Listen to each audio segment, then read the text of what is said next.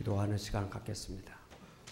하나님, 이 시간 우리 청년회가 주관하여 하나님 앞에 청년주일로 제단을 쌓으며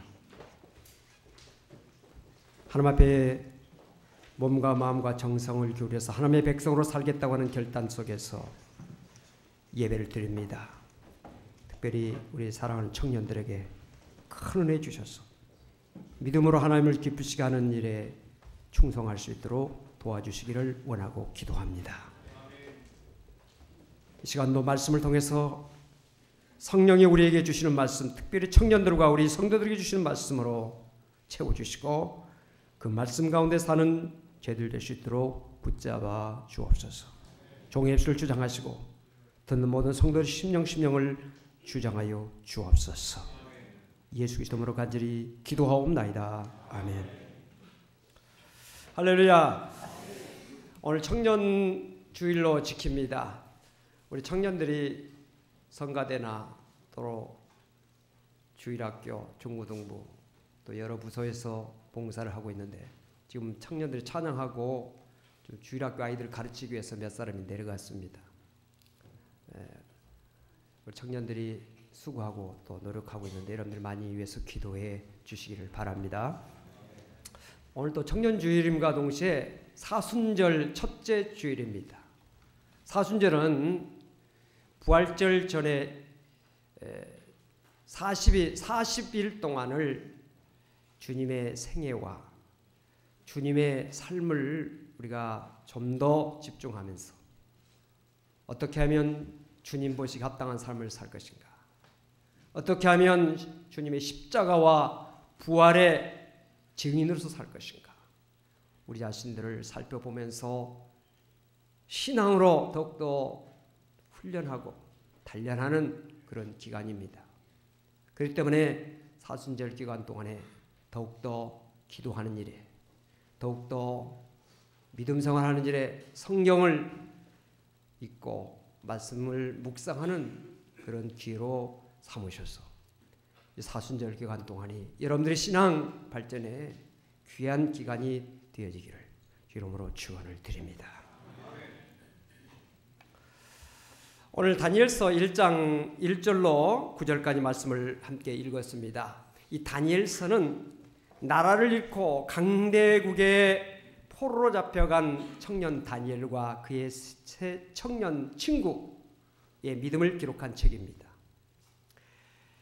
다니엘서는 이 기회주의적인 인생관이나 힘을 숭배하는 세계 속에서 신앙 양심을 지키며 살아간 청년들의 신앙 분투기라, 그렇게 말할 수 있습니다.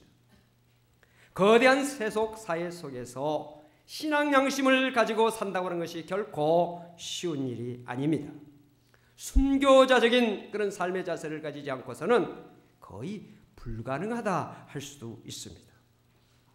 다니엘서는 세상을 핑계대며 도덕과 윤리를 파괴하거나 신앙 양심을 더럽히는 우리 시대의 청년들과 오늘 우리들에게 도전합니다.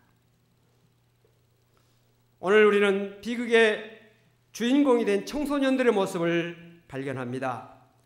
다니엘서 첫 장의 첫 단락은 엄청난 재난, 비극적인 재난 한복판에 던져진 10대 청소년의 운명을 다루고 있습니다. 이들은 왕족이나 귀족들 출신의 자녀로서 장래가 촉망되는 청년들이었습니다. 그러나 조국의 멸망과 더불어서 그들의 인생의 꿈은 완전히 파산당하고 말았습니다. 다니엘과 그 세 친구 하나냐, 아사랴, 미사엘이 바로 그들입니다.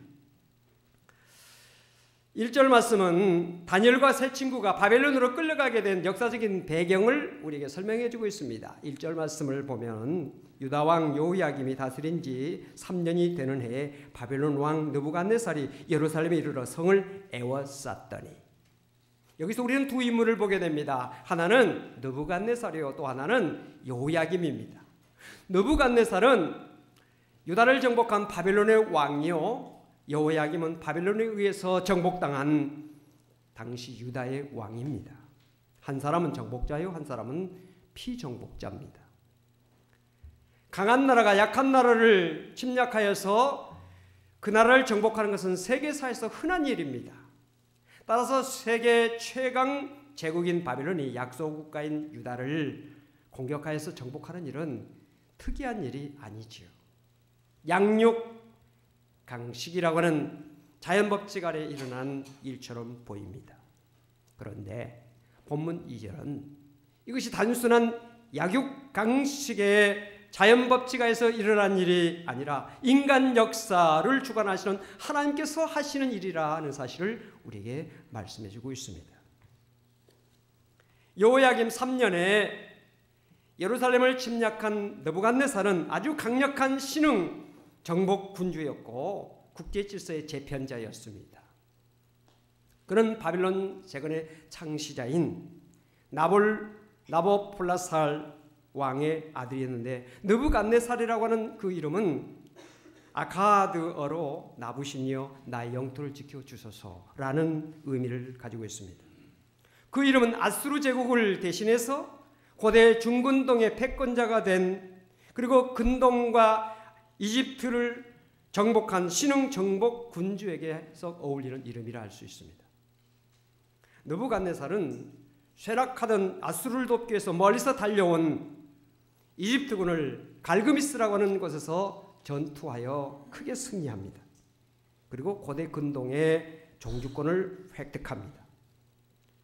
그리고 바로 이집트를 믿고 신흥 제국 바벨론에 저항한 유다 왕국의 여호야김을 징벌하기 위해서 군대를 예루살렘에 파병합니다.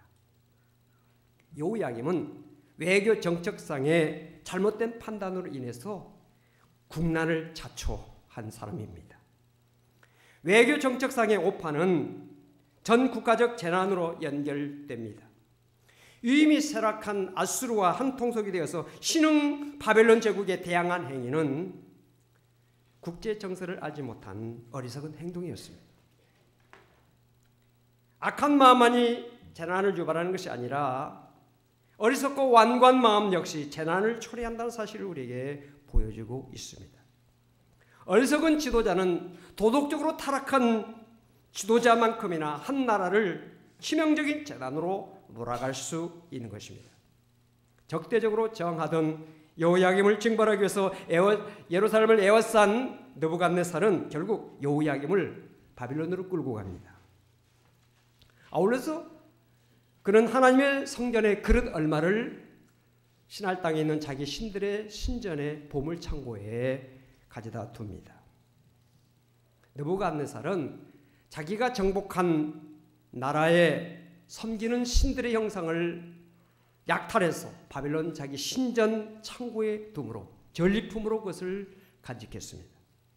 그런데 이스라엘 야훼 하나님은 형상이 없기 때문에 야훼 형상 대신에 그 성전에서 쓰고 있는 어떤 제기나 어떤 집기류를 귀중한 집기류를 대신에 노획해서 자기들의 신전 보물창고에 노획물로 거기에 보관을 한 것입니다. 이 행위에도 일종의 신학적인 의미가 있지요. 그가 야훼 하나님을 자신에게 정복당한 유다의 한 신으로, 유다의 신으로 간주했다는 뜻입니다. 이런 일들은 하나님의 허락 아래서 이루어졌다는 것을 2절은 우리에게 말씀해주고 있다는 사실을 아까 제가 말씀드렸습니다. 그런데 왜 이런 일이 여호야김 때에 일어났을까요? 그것은 여호야김이라고 하는 왕의 통치가 더 이상 존속할 만한 가치가 없다는 사실을 하나님께서는 그런 모든 사건을 통해서 선포하고 계신 것입니다. 여호야김은 당시 활동하던 예레미야의 예언을 받아들이지 않았습니다. 무시했습니다. 오히려 그를 투옥하고 그를 핍박했습니다. 예레미야에 따르면 여호야김은 악하고 무능한 왕으로서 나라의 멸망을 재촉한 군주였습니다. 예레미야서 22장 13절 이하를 보면 불의로 그 집을 세우며 부정하게 그 다락방을 지으며 자기 이웃을 고용하고 그의 품삯을 주지 아니하는 자에게 화했을진저 그가 이르기를 내가 나를 위하여 큰 집과 넓은 다락방을 지으리라 하고 자기를 위하여 창문을 만들고 그것에 백향목으로 입히고 붉은 빛으로 칠하도다. 내가 백향목을 많이 사용하여 왕이 될 수 있겠느냐? 내 아버지가 먹거나 마시지 아니하였으며 정의와 공의를 행하지 아니하였느냐? 그때 그가 형통하였었느니라. 그는 가난한 자와 궁핍한 자를 변호하고 형통하였나니 이것이 나를 알미 아니냐? 여호와의 말씀이니라. 그러나 내 두 눈과 마음은 탐욕과 무죄한 피를 흘림과 압박과 포악을 행하려 할 뿐이니라. 요야김은 왕궁 건설을 위해서 백성들로부터 막대한 노동력을 강제 징발했고 백성들의 경제적인 출혈을 강요했습니다. 선대왕 요시아와는 달리 요야김은 가난한 자들과 약한 자들을 압제하고 착취했습니다. 탐욕과 무죄한 피를 흘리는 포갑의 정치를 행했습니다. 사회의 가장 하층 구조인 사람들은 비록 가난하고 연약한 사람들, 보잘것없는 사람들이 같지만은 사실은 그 나라를 지탱해주는 집안과 같습니다. 그 집안이 위에서부터 너무 무겁게 누르면 무너질 수밖에 없고 하층 집안이 무너지면 결국 그 전체 구조가 침몰할 수밖에 없는 것입니다. 가난한 자들과 약한 자들을 보호하지 못하는 공동체는 결국 해체되고 만다고 하는 사실은 역사를 통해서 우리가 보고 있는 것입니다. 조선이 무너진 것은 1811년 홍경래 난부터 1862년 진주 밀란까지 전국에서 동시다발적으로 많은 밀란들이 일어났고 이런 밀란들의 총결산격인 1894년에 일어난 동학혁명, 이 혁명의 아우성에 응답하지 못한 지배계층의 무감각과 수구적인 태도가 원인이었던 사실을 역사학자들은 지적하고 있습니다. 여호야김은 한 왕조를 멸망으로 몰아갈 만한 비도덕적이고 국제정세에 아주 무지한 왕이었습니다. 유다 왕국의 멸망은 이미 돌이킬 수 없는 대세였습니다. 3절과 4절에서 정복자의 약탈물 가운데 왕족과 귀족 중에 흠이 없고 용모가 아름다우며 모든 지혜를 통찰하고 지식에 통달하며 학문에 익숙하여 왕궁에 설만한 소년들이 있음을 볼 수가 있습니다.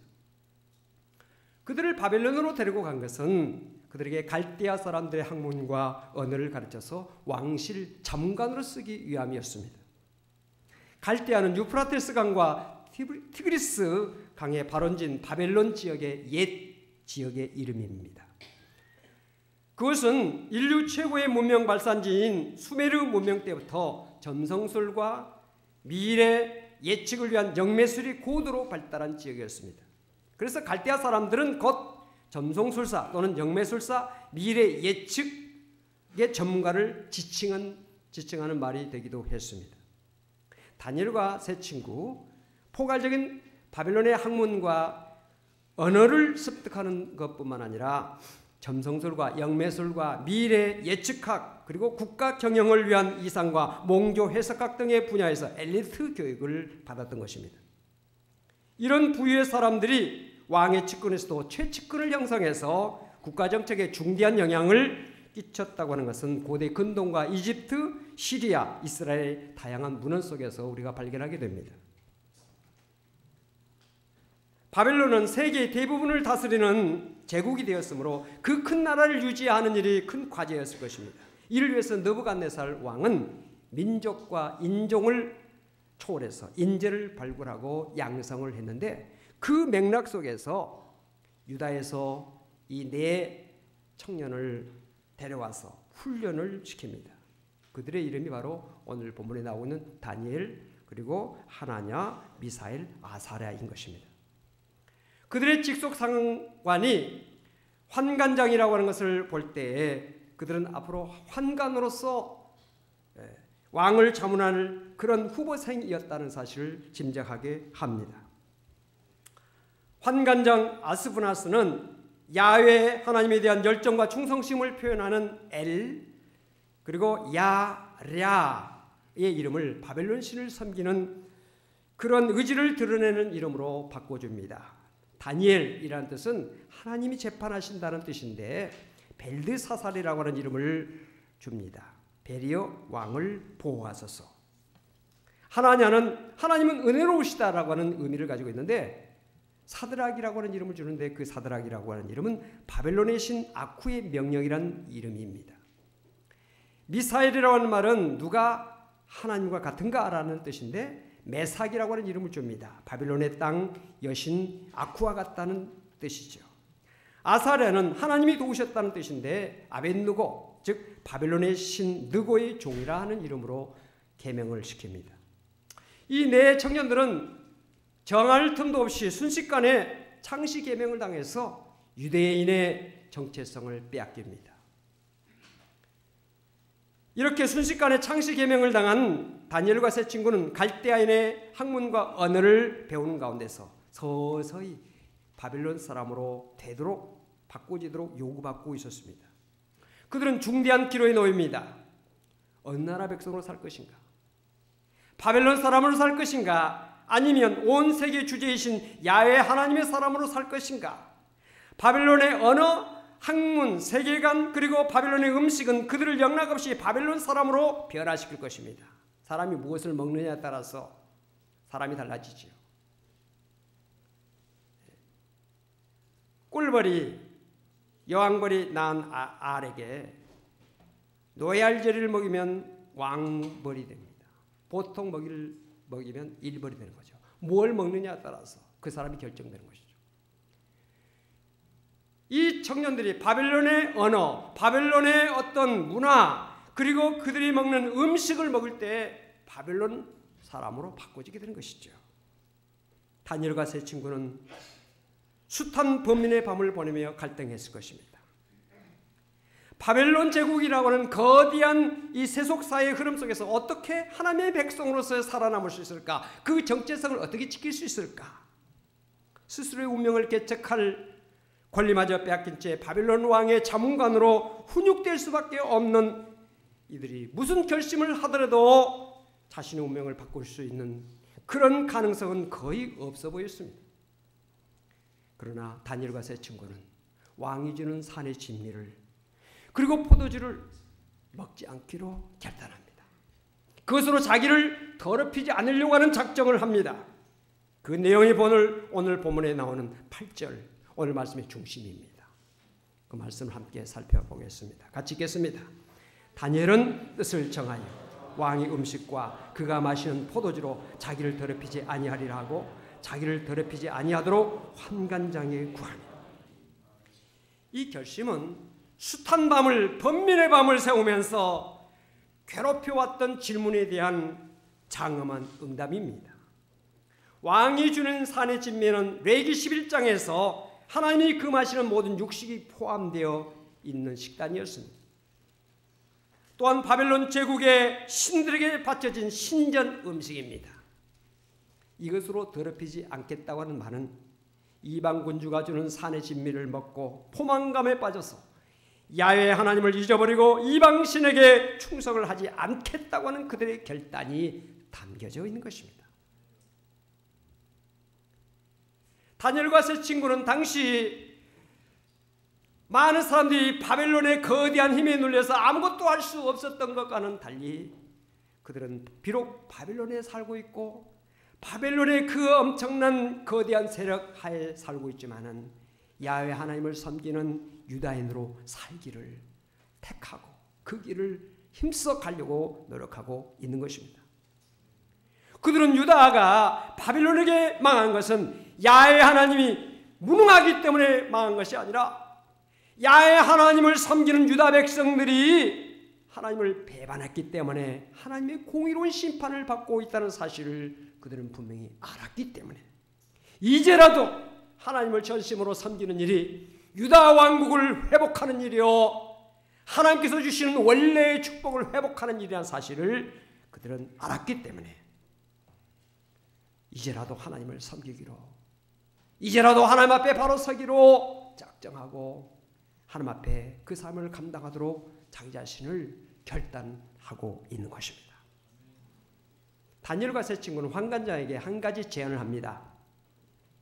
앞으로 열흘 동안 왕이 주는 그 산의 진미를 먹지 않고 포도주를 마시지 않고 채식만 하고 물만 먹겠습니다.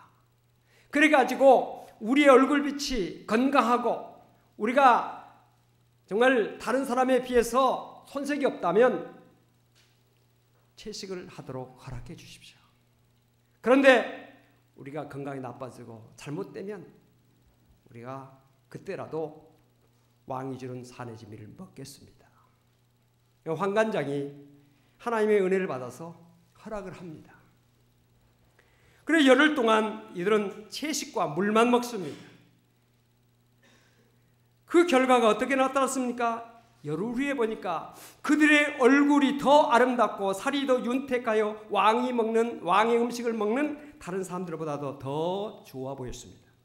15절에 열흘 후에 그들의 얼굴이 더욱 아름답고 살이 더욱 윤택하여 왕의 음식을 먹는 다른 소년들보다 더 좋아 보인지라. 영양학자들은 말합니다. 채식은 섬유질 음식이기 때문에 우리의 얼굴빛을 결정하는 간이나 내장이나 위 등을 깨끗하게 청소하고 혈액순환을 유난하게 함으로써 윤기와 광채를 내게 한다고 하는 것이 그들의 주장입니다. 그러나 다니엘과 세 친구들이 뜻을 정하고 왕의 음식과 포도주를 거부한 것은 채식으로 건강하고자 하는데 그 목적이 있는 것이 아니라 하나님의 백성으로서 자신의 정체성을 지키고자 하는데 더 큰 목적을 가지고 있었던 것입니다. 하나님은 그 어려운 환경 속에서 하나님의 백성으로 살아남으려고 노력하는 이들에게 복을 주십니다. 그 복이 어떤 복입니까? 오늘 본문 이후에 나오는 17절부터 20절까지 그 내용이 나오고 있습니다. 17절부터 20절까지 말씀을 보니까 하나님이 이 네 소년에게 학문을 주시고 또 서적을 깨닫게 하시고 지혜를 주셨으니 다니엘은 또 모든 환상과 꿈을 깨달아 알더라.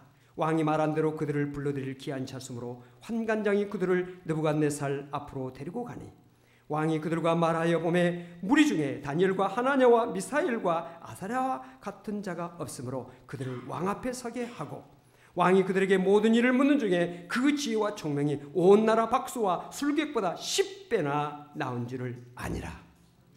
하나님은 그 거대한 바벨론의 그 힘의 세력 속에서도 굽히지 않고 믿음을 지키고 말씀대로 살려고 하는 이 다니엘과 그 세 친구들을 하나님께서는 결코 외면하지 아니하시고 그들에게 축복을 내리셨다는 사실입니다.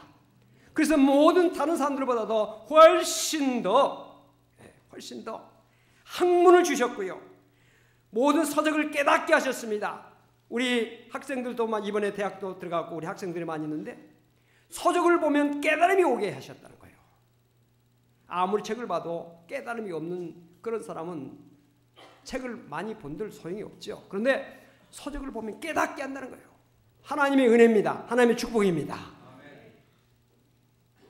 지혜를 주셨습니다. 환상과 꿈을 깨달아 알게 했습니다.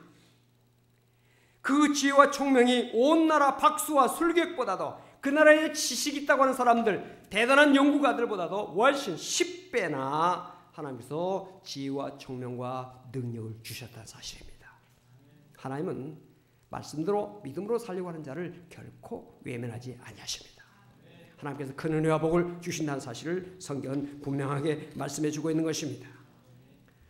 사랑하는 우리 청년 여러분들, 그리고 성도 여러분들, 우리가 살고 있는 이 세상 문화와 환경, 우리가 믿음을 지키며 살아가는 데 있어서 결코 쉬운 세상이 아닙니다. 대학에 들어갔다고 해서 다 된 것이 아니잖아요. 대학에 여러 가지 그 문화가 있습니다. 그 문화는 신앙적인 문화라기보다는 세속적인 문화, 정말 비도덕적이고 비윤리적이고도 하나님 것이 합당치 못한 그런 문화가 대학 문화 속에 창일해 있습니다. 그 문화 속에서 믿음을 지켜나간다고 하는 것이 쉬운 일이 결코 아닐 것입니다. 직장에 들어갔다고 해서 다 된 것이 아닙니다. 직장 문화에도 깨어있지 못하면 하나님의 백성으로 합당치 못한 자리에 앉아있는 자신의 모습을 문득문득 발견하게 될 것입니다. 그러나 다니엘과 세 친구처럼 세상의 타락한 문화 속에서도 그 환경 속에서도 어쩔 수 없다, 이건 어찌할 수 없다고 하는 그런 자포자기가 아니라 그 가운데서도 정말 우리가 어떻게 하나님의 백성으로 살 것인가, 하나님께서 택한 아들과 딸로서 살 것인가 하는 그런 문제를 놓고 고민하고 그 문제를 놓고 기도하고 그 문제를 놓고 노력해 나갈 때 하나님께서 그에게 은혜를 주셔서 그 직장에서는 뛰어난 사람이 되게 해주시고 그 학교에서도 뛰어난 학생으로 하나님께서 축복해 주신다는 사실을 오늘 본문은 우리에게 말씀해 주고 있는 것입니다. 사랑하는 우리 청년 여러분들, 세상의 그 물결 탁한 세파 속에서 결코 낙심하지 말고 바람이 부는 대로 물결이 흐르는 대로 나는 가겠다고 하는 자세가 아니라 이 시대 속에서도 하나님의 백성으로서 살아있는 하나님의 백성으로서 시대를 역행하고 탁류를 거슬러 올라갈 수 있는 믿음을 가질 수 있기를 주 이름으로 권면합니다. 하나님께서는 그런 청년들을 결코 외면하지 아니하시고 반드시 축복하셔서 빛나는 사람으로 축복하신 사람으로 하나님께서 인도해 주신다는 사실을 기억하시고 우리 성인에 속한 사랑하는 청년 여러분들 마음을 굳게 하고 뜻을 정해야 돼. 하나님의 백성으로 살겠다. 하나님의 아들과 딸로서 살겠다고 하는 그런 결단을 가지고 세파 속에서 정말 기도하고 노력해서 하나님께서 이 시대 속에서 쓰시는 귀한 종들 다 되어지기를 주님으로 축원합니다. 우리 청년들과 더불어서 우리 모든 성도들도 마찬가지입니다. 우리의 환경 속에서 정말 시대 속에 우리가 파묻혀 사는 자 아니라 휩쓸려 사는 자가 아니라 이 시대 속에서도 하나님의 백성으로서 살겠다고 하는 그런 결단을 가지고 살아갈 때 하나님께서 여러분들의 모든 삶의 자리에서 빛나는 사람으로 하나님께서 쓰시는 사람으로 세워주실 것입니다. 이 은혜가 여러분들에게 함께 하시길 주님으로 축원합니다. 기도합시다. 하나님 감사합니다. 오늘 뜻을 정한 다니엘에 대해서 말씀을 살폈습니다. 우리 사는 청년들을 학교에서나 직장에서나 사회에서나 어느 곳에서나 하나님의 아들과 딸로서 하나님을 섬기는 백성으로서 우리 모든 성도들이 이 시대 속에서 악에게 타협하지 아니하고 죄악의 물결에 휩쓸리지 아니하고 믿음에 굳게 서서 하나님의 백성으로서 살기를 작정하고 이를 위해서 기도하고 이를 위해서 노력해 나가는 저들 되게 해주셔서 하나님께서 이 시대 속에서 귀하게 쓰시는 우리 모든 성도가 다 될 수 있도록 축복하여 주옵소서. 학교에서도 하나님께서 축복하셔서 학문을 잘하게 하시고 책을 읽을 때 그 책이 깨달아지게 해주시고 앞서 나가는 우리 학생들 다 되게 하여 주옵소서. 직장에서도 하나님께서 함께 해주심으로 직장 속에서도 하나님이 인도를 받아서 하나님의 도우심을 받아서 직장에서도 귀하게 쓰임받고 직장에서 정말 그 직장을 발전시키고 직장에서도 정말 존귀하게 여김을 받는 우리 모든 성도들 될 수 있도록 축복하여 주옵소서. 감사드리며 예수 그리스도로 간절히 기도하옵나이다. 아멘.